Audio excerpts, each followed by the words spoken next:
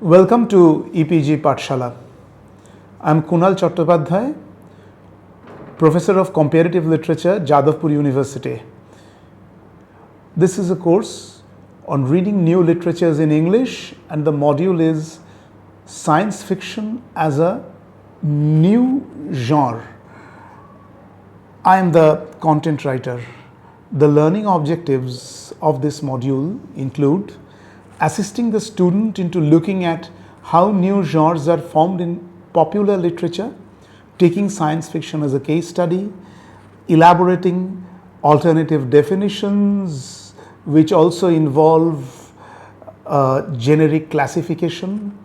We will further attempt to look at a range of subgenres of science fiction, and while the main focus will be on English in the Anglo-American scene, given the translations that have been carried out and so on, we will also be looking at how the genre has worked out in different languages and cultures. When we look at definitions, one definition which has been put forward by Paul Kincaid, who follows Wittgenstein, is to propose that we can neither extract a unique common thread binding all texts of science fiction together, nor identify a unique common origin.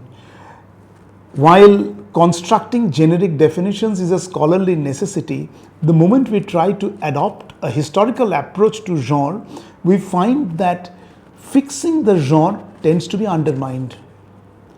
Kincaid's argument is based on Wittgenstein's concept of family resemblance. He suggests that science fiction is not one thing, rather it's any number of things: a future setting, a marvelous device, an ideal society, an alien creature, a twist in time, an interstellar journey, a satirical perspective, a particular approach to the matter of story. Whatever we are looking for when we look for science fiction, here more overt, there more subtle, which are braided together in an endless variety of combinations. A rather different and much more rigorous definition was attempted a long time back. In fact, this has been considered the classic academic definition by Darko Suvin, first in an essay in 1972 and eventually in his book The Metamorphosis of Science Fiction in 1979. He offered a precise concept of the genre ruled by what Roman Jakobson called a dominant. Jakobson argued that the focusing component of a work of art that rules, determines, and transforms the remaining components is what should be called a dominant. For Suvin, science fiction is a literary genre whose necessary and sufficient conditions are the presence and interaction of estrangement and cognition, and whose main formal device is an imaginative framework alternative to the author's empirical environment.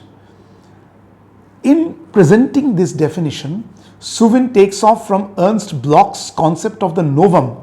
He postulates a spectrum or spread of literary subject matter which extends from the ideal extreme of exact recreation of the author's empirical environment to an exclusive interest in a strange newness. This whole range is what Bloch calls a novum. Suvin aims at a very restrictive use of the term science fiction. He wants to make a very sharp separation between what he sees as legitimate SF and other types or genres of fantastic fiction.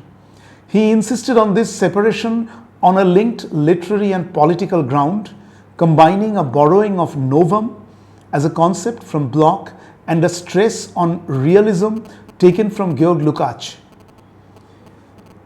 His privileging of realism is profoundly reminiscent of Lukács' position in the celebrated Bloch-Lukács debate of 1938 in Das Wort, which was translated and republished in English in Aesthetics and Politics in 1980.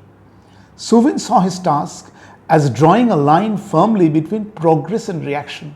Like Lukács, he would take a sharp stance against what he called the abstract and one-dimensional fantasy with its ideology of escapism. His definition shifts science fiction to a different point of the novum because estrangement distinguishes it from the lived reality of the reader and the author.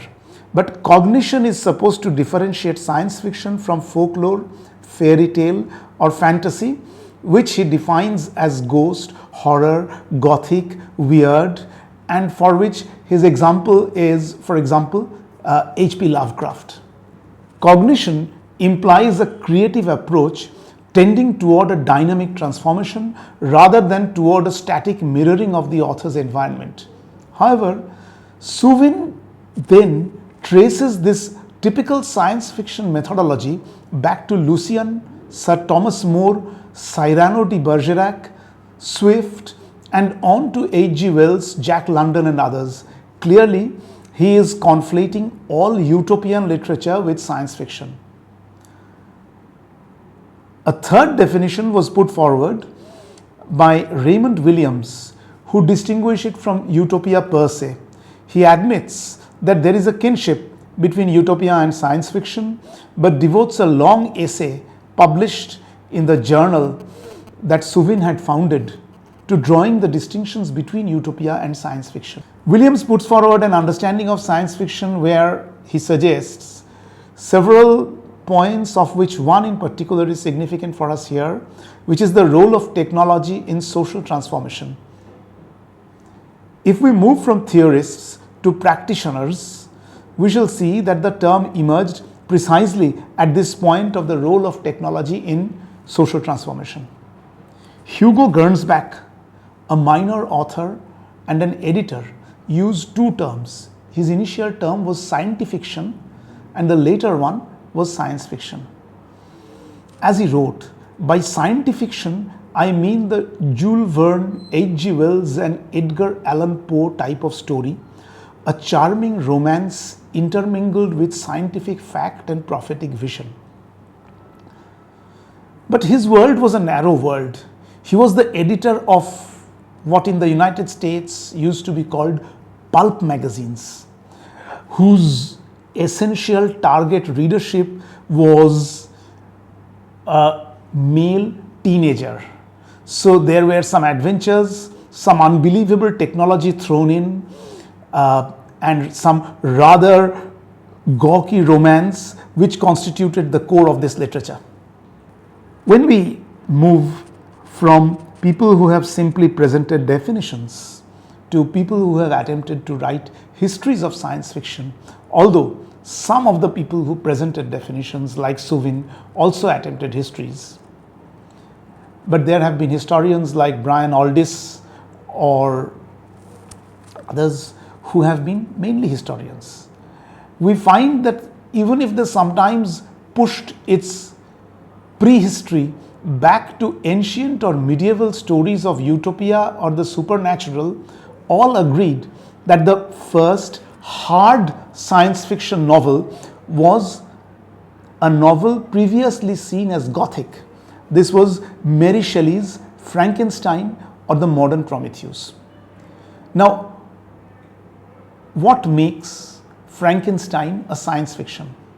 Shelley herself argued, and I quote her, "The event on which this fiction is founded has been supposed by Dr. Darwin," she is referring to Erasmus Darwin, of course, and not Charles Darwin, "and some of the physiological writers of Germany as not of impossible occurrence.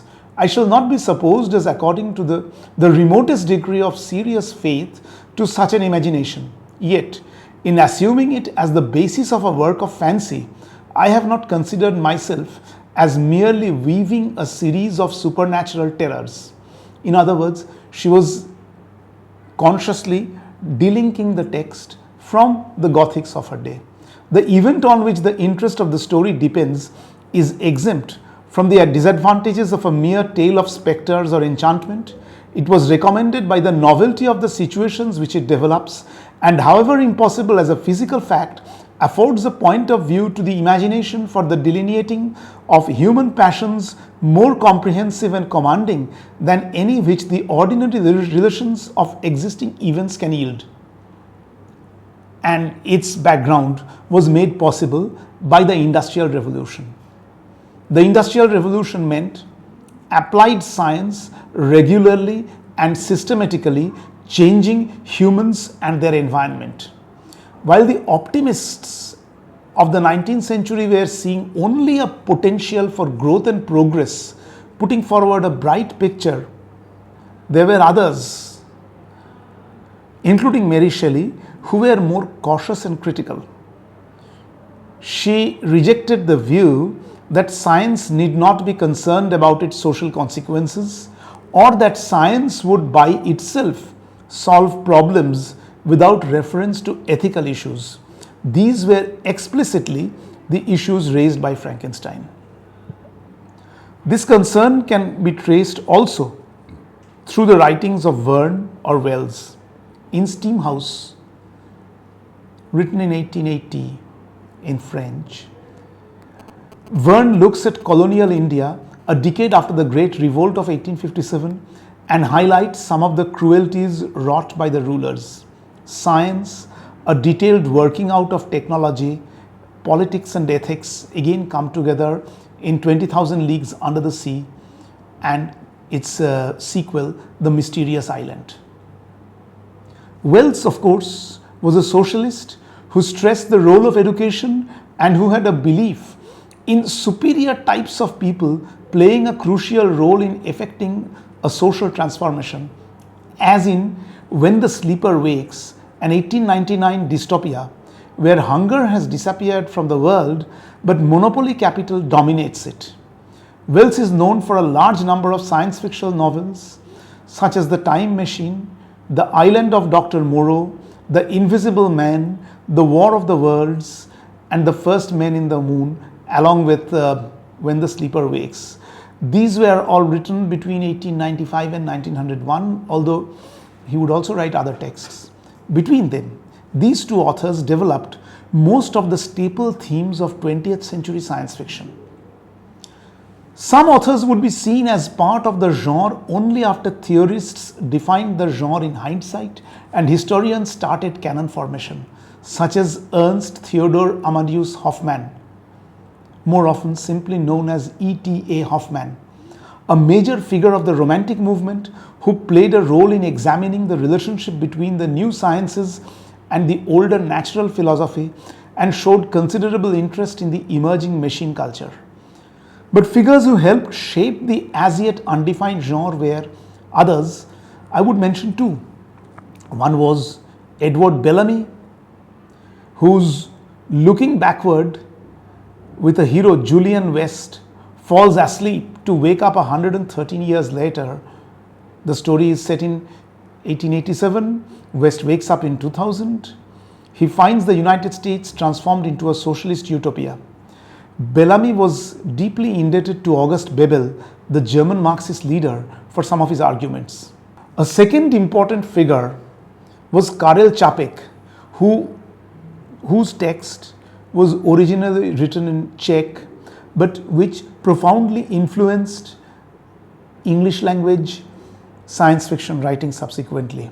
While he wrote at least two important texts, it is the RUR, which stands for Rosumovi Univerzalni Roboti, or Rossum's Universal Robots, which took up some of the themes highlighted by Shelley. Čapek described the robots as organic beings who could be mistaken for humans. But in 1920, when he wrote the RUR, knowledge of DNA and generally genetics were still in their infancy, so his robots, though organic, are assembled in a factory. The impact of World War I as well as Fordism are perceptible here. Robot in Czech means worker, and is derived from the Old Slavonic rabota, which means servitude. So, he is emphasizing work under coercion. There is a writer who in many ways can be considered much more minor, problematic, but whose writings would influence subsequent generations. This is Edgar Rice Burroughs. His John Carter transported thrilling adventures to a new planet. Now, we could say that John Carter was doing in Mars what heroes of other novelists were doing in Africa or the Wild West. But in shifting to Mars, Burroughs was opening up the possibilities for imitators. Barsoom, which is his name for Mars, is implausible, and Carter travels there by magic rather than hard science. It's also marked by race and gender overtones, marking the author and his immediate intended readership. But by placing the action in Mars, Burroughs starts a process where the ecology of the planet becomes an integral part of the tale. Even though his own handling is terrible. For example, Barsoom is an aging planet whose seas are drying up, which has water scarcity. Water supply via canals is controlled by often warring city-states, but he has all manner of carnivores without realizing that each carnivore needs a much larger supply of herbivores, and they in turn need greens, which would require more water. Now, these are problems, but the shift to Mars, the very fact of a new ecology, is something that Ray Bradbury, Arthur C. Clarke and others would be influenced by. Science-based imagination, social criticism, stories based on technological progress, and sheer adventure, these were the four elements introduced and nurtured by the writers we have discussed so far. It's at this point that we come back to Hugo Gernsback, who founded a journal, Amazing Stories. In 1930, having seen the success of Gernsback's magazines, a new magazine came up named Astounding Stories of Super Science. Generally, it was simply called The Astounding. In 1933, a reasonably big publishing house, Street and Smith, acquired it. It would be edited first by a man named Tremaine, who had some influence, and then from 1937 by a man named John W. Campbell, who was tremendously influential. One of the earliest authors to write in a new way, providing more sophisticated and sensitive approaches, was Stanley Weinbaum.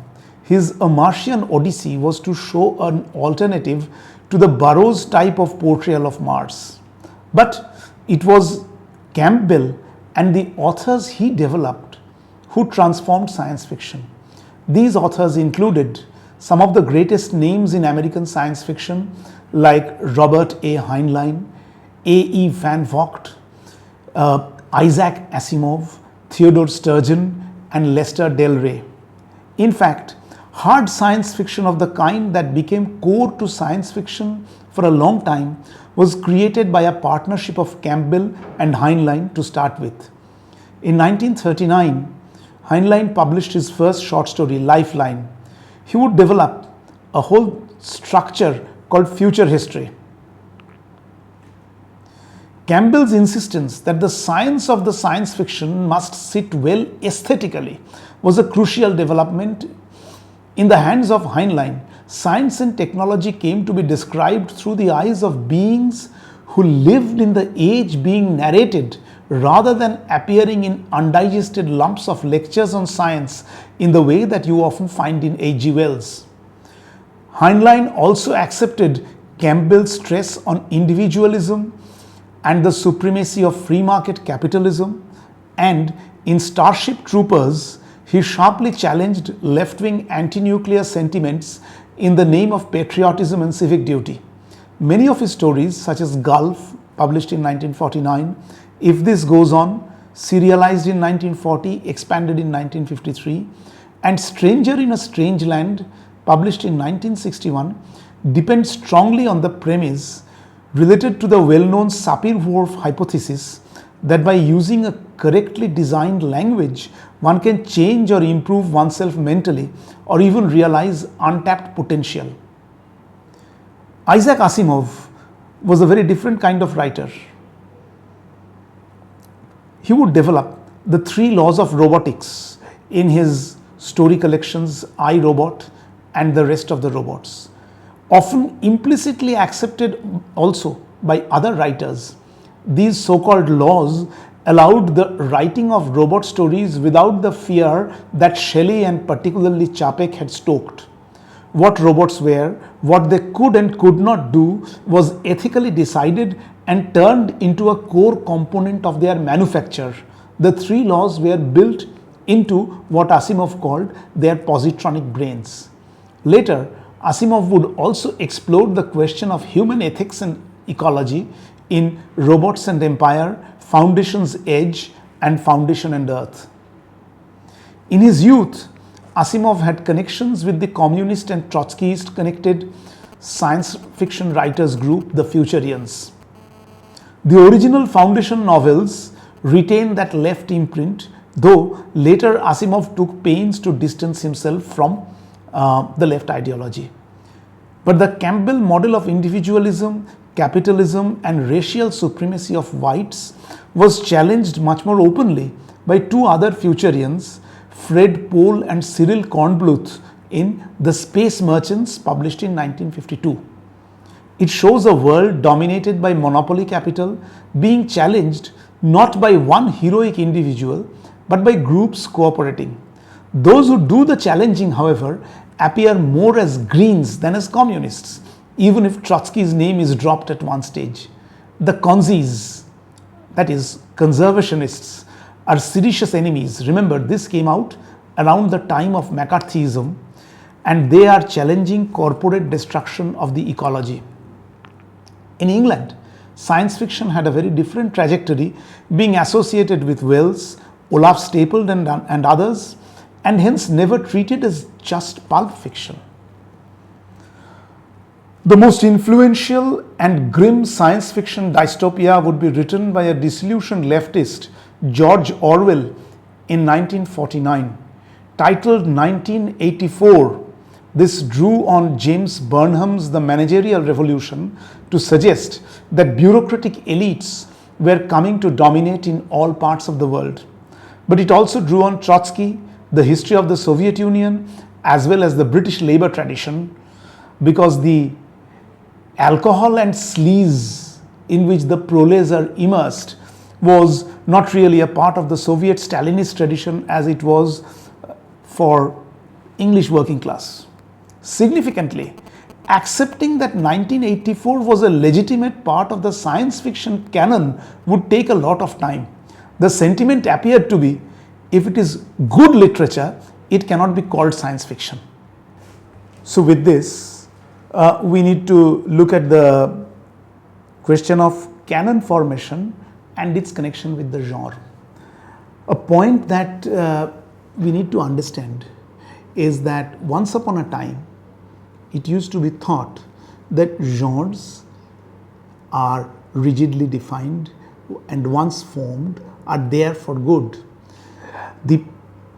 What we increasingly realize is that genres are actually constantly reformulated. Souvin's attempt to pin the label progressive on science fiction is an attempt to rigidly link a political term with a literary one.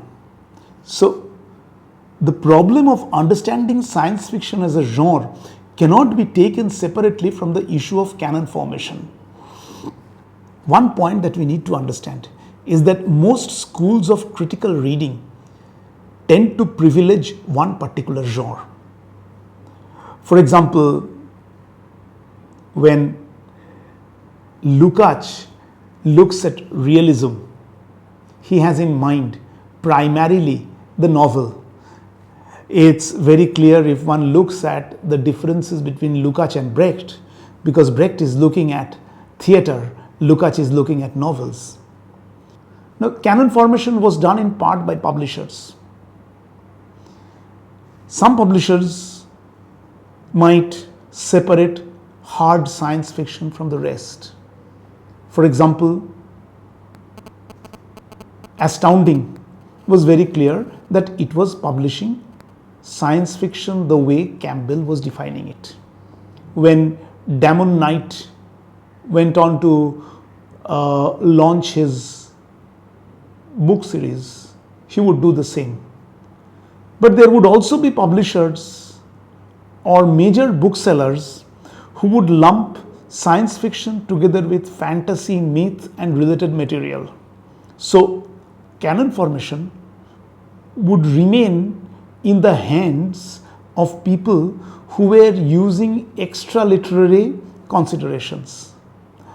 Now, at the same time, literature itself is a conventional term and its generic categories change.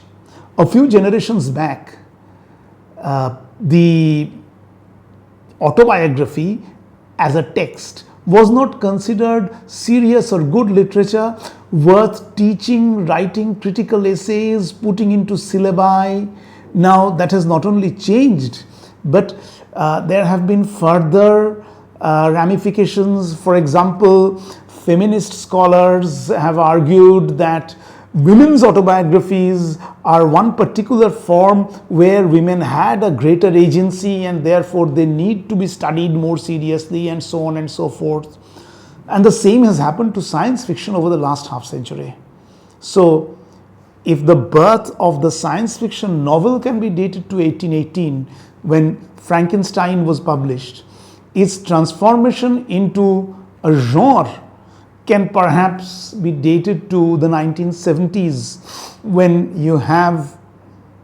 So this presupposes that till fairly recently, powerful forces in the literary field did not wish science fiction to function with the social prestige that literature in the strong sense enjoys. We all know the distinctions which even in some bookstores you would get, where you have sections called mystery, science fiction, and then one section where the hoarding says literature, assuming that mysteries, historical novels, romances, science fiction, these are not literature. Now, this is not primarily because of unfavorable judgments on individual texts, but because of a wholesale rejection of the genre. From this, we need to move on to a consideration of style and the issue of historicity. In Philip K. Dick's novels, the issue of feeling and how feeling can change over time comes up. Do we assume that feelings are something that we as humans have, our ancestors had, and the future will have in the same way? Dick seems to suggest no. For example, in the novel Do Androids Dream of Electric Sheep, published in 1968, Dick invites the reader to consider the possibility that in a future age, emotions can move in a different way compared to what we today experience. Fairly early in this novel, a character is feeling irritated, and then comes this clause in the sentence, though he had not dialed for it. In other words, irritation is a feeling which you can evoke by dialing for it, presumably other feelings as well. Now, Dick's writing quality is not what is normatively considered stylistic or quote-unquote good writing. One can think of Le Guin or Delany or Atwood as science fiction writers who would be considered stylists in mainstream fiction. But the key point one is making here is science fiction calls very often for styles that are quite distinct. You are describing a future. You are describing a world where humans and aliens interact, or where humans and machines interact in ways which is not known in your world. How can you not use language which is distinctive? This is something which a training in formalism allows one to understand. In Do Androids Dream of Electric Sheep, or in Ubik, published in 1969, we do have Dick using these, and these novels can be analyzed using Bakhtin's terms. Dick's language use in these novels is radically dialogic. He exploits what Bakhtin calls heteroglossia, or the existence of linguistic polyvalency.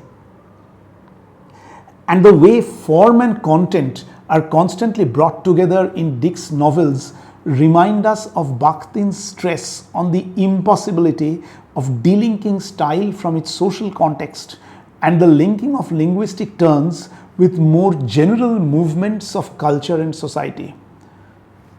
In Ubik, for example, the science fictionness or the alien nature of the world described in the novel is brought alive by a series of references. For example, the solar system is introduced as a functioning economic unit. Psi power is quantified. And you consequently have a situation where, while you seem to be seeing a corporate capitalist society with which in many ways you are familiar, it's also estranged.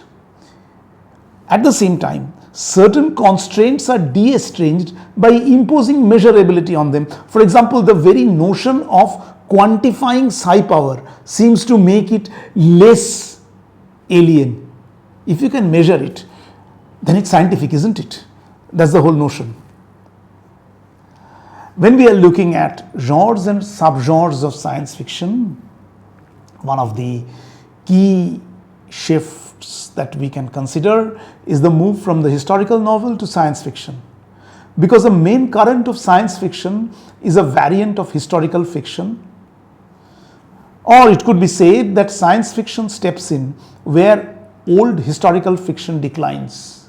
Lukács, who had studied the historical novel at length, argued that the French Revolution and Napoleon made history a mass experience and thereby made the historical novel the most vital literary form of the era. Leaving to one side his arguments about why it declined, we can suggest that in the 20th century and in the early 21st, among the popular genres that came up, SF alone presented an alternative because it showed itself repeatedly as alternative history or future history. Historically, Western liberal ideas of progress have cheerfully encompassed colonialism, all to uplift the benighted colonized. Responses come through subgenres that turn the gaze. Though the main current of science fiction was for long hard SF, if you look at Kim Stanley Robinson, for example, he challenges this. Hard science fiction is characterized by rigorous attention to accurate detail in the natural sciences, initially in physics, chemistry and astronomy, and in recent years also in biology and ecology. Among practicing scientists who have written hard science fiction, we can mention Fred Hoyle, Gregory Benford or David Brin. Other notable hard science fiction writers include Asimov and Clarke, Larry Niven, Greg Bear, Alastair Reynolds, Kim Stanley Robinson and Anne McCaffrey. But it's when we come to McCaffrey that we also find that fantasy and science fiction may have less than a Chinese wall. McCaffrey's famous Dragon Riders of Pern series displays less than rigid boundaries between fantasy and science fiction. The first novel, Dragonflight, was actually cobbled together out of two novellas which she stitched with an in-between story. For some of these, she actually won the Nebula Award. Now, in Dragonflight, telepathy and teleportation are described as power, a term more reminiscent of magic than science. In the Dragon Quest, we have some very early and rudimentary scientific discoveries coming in. But it's only with Dragon's Dawn in 1988 that she posits a scientific origin of the fire-breathing dragons of Pern. And then in novels like All the Wares of Pern in 1991 and The Skies of Pern in 2001, a strictly scientific account was constructed with errors that had previously crept in tidied up. The acknowledgement sections in the novels are interesting, showing the close collaboration the author had in the later novels with a range of scientists, whether biologists or astronomers or others. The other kind of science fiction novel has been called, in counterposition to hard science fiction, soft science fiction or social science fiction. This includes more extensive focus on psychology, politics, sociology, anthropology and economics. Philip K. Dick straddles the two worlds in his novels. But it's with the coming of feminist writers that we find a major shift. For example, in Le Guin's The Dispossessed, we find a dealing with utopia. In this novel, we find that utopia is not the end of history but the creation of new social complexities. Somebody can be unhappy even with utopia and might try to go to the parent world from which the utopians had seceded.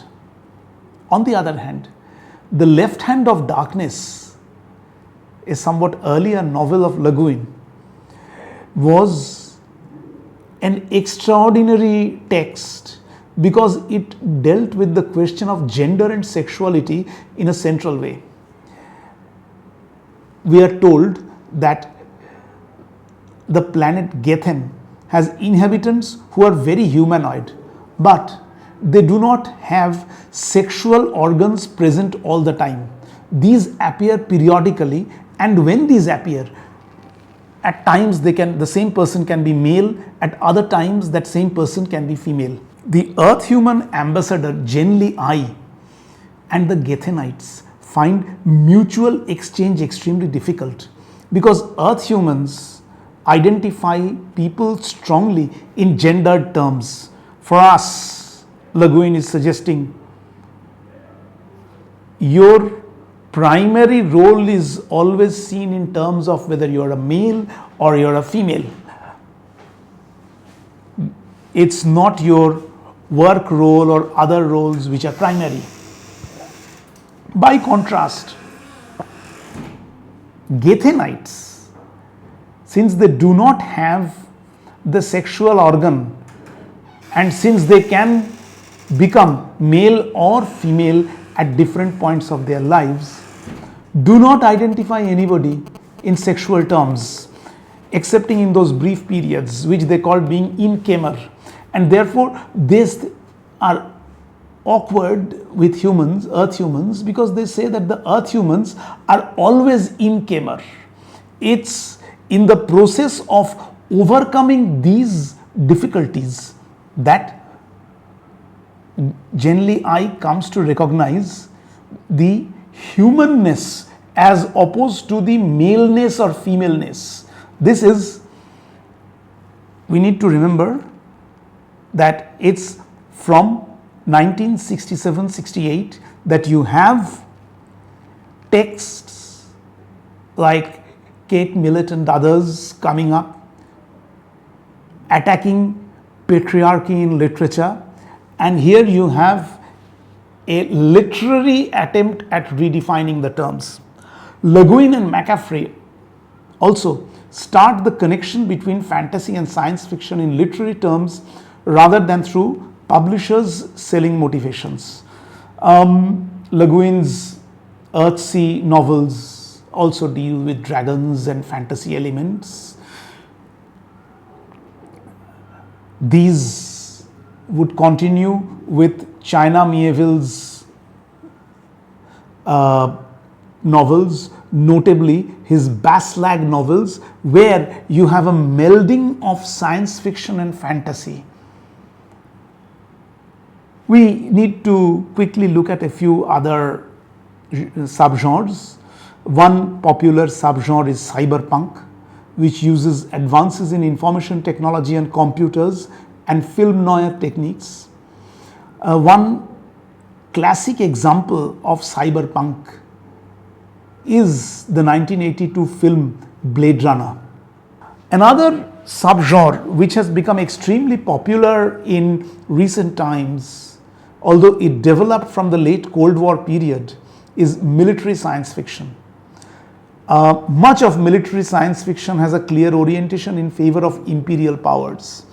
Major writers include S.M. Stirling, David Drake, David Weber, and Jerry Pournelle and Larry Niven. Pournelle's writings in particular have been quite influential.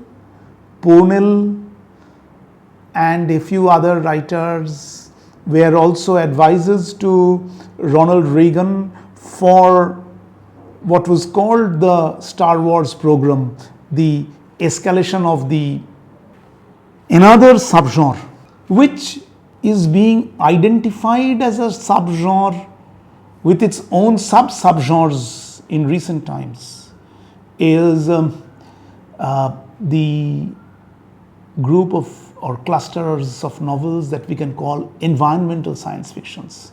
These stretch over a long period.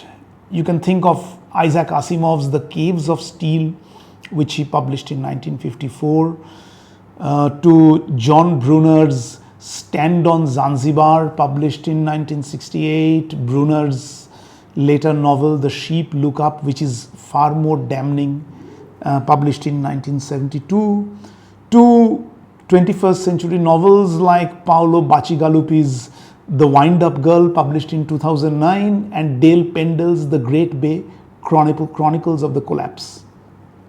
Now, while Anglo-American science fiction has been dominant, other areas have also produced science fiction in different ways. One genre requiring some treatment would be Afrofuturism and black science fiction.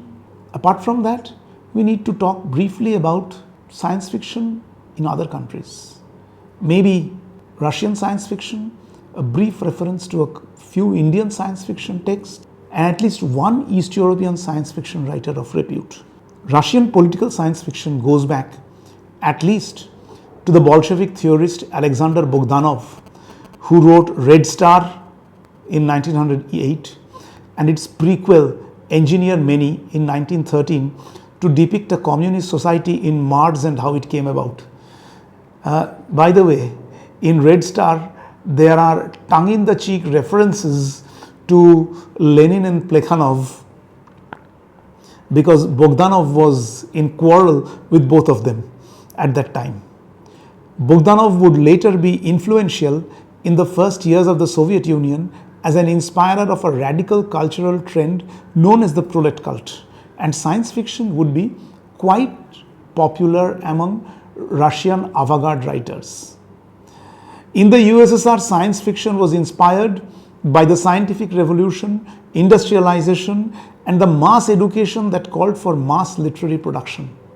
But we have one very distinctive text, Evgeny Zamyatin's We, written in 1924, which was a critique of industrial society, which he saw as leading to dictatorial collectivism and which has been seen as one of the influences on Orwell's 1984.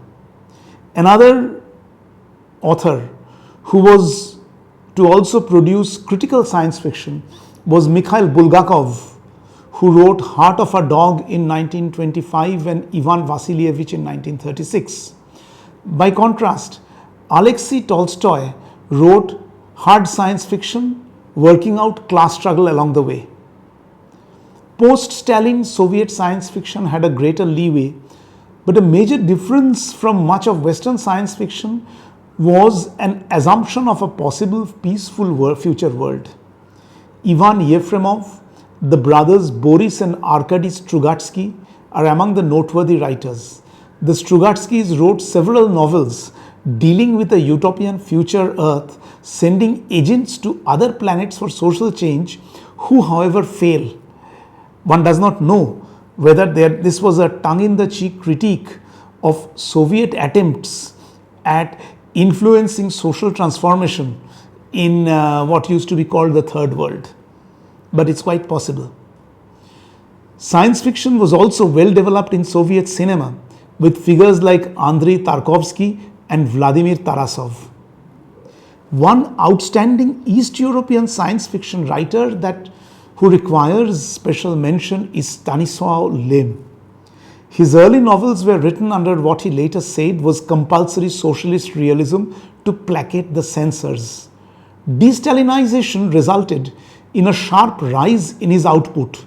17 books were published between 1956 and 1968, including several widely acclaimed science fiction books, both novels and collections of stories. Solaris, published in 1961, has been considered his greatest work. The planet Solaris is apparently uninhabited except for the scientists from Earth who operate a small research station.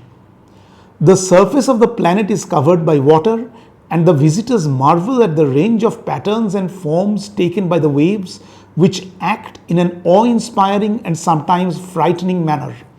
But cryptic events start taking place among the researchers, and the only possible explanation is that the ocean is responsible.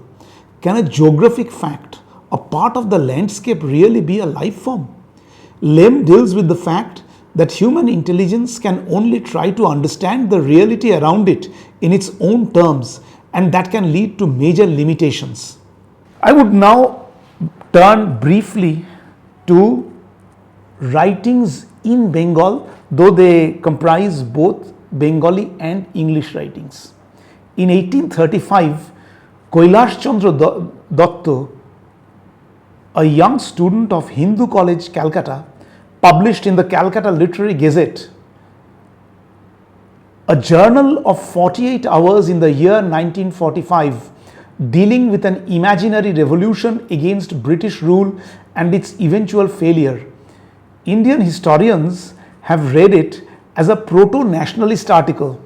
Now, this is a legitimate way of reading it, but by the terms we have been using, this can also be seen as the first Indian science fiction avala letter.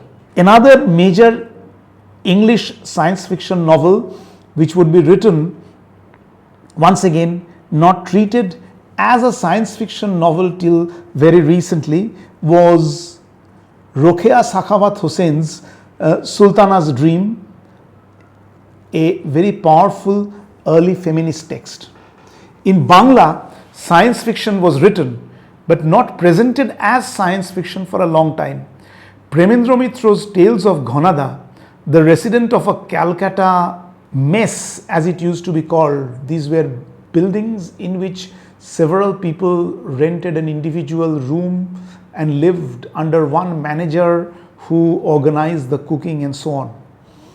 Ghanada is a senior resident who spins tall yarns, and a number of his stories certainly qualify as science fiction. Noted author and humorist Sukumar Roy wrote Heshoram Hushiarer Diary, which can be seen as a spoof on colonial discovery narratives. But it was Sukumar Roy's son, noted filmmaker and author Satyajit Roy, who wrote a series of stories with a character called Professor Shonku. While extremely popular among Bangla readers and even translated into other languages, Shonku has poor science and little social setting. He is an inventor who invents everything from spaceships to robots to the annihilin ray in his one-man laboratory. Far more important for the development of a science fiction readership in Bangla where Manobendra Bandyopadhyay, who translated a vast number of science fiction novels from Verne to Lem, and Odrish Bardhan, who edited at different times Ashcharya and Fantastic, two science fiction periodicals. I would now, at the end, like to turn to Afrofuturism. This was a term coined by Mark Derry in his article Black to the Future in 1993.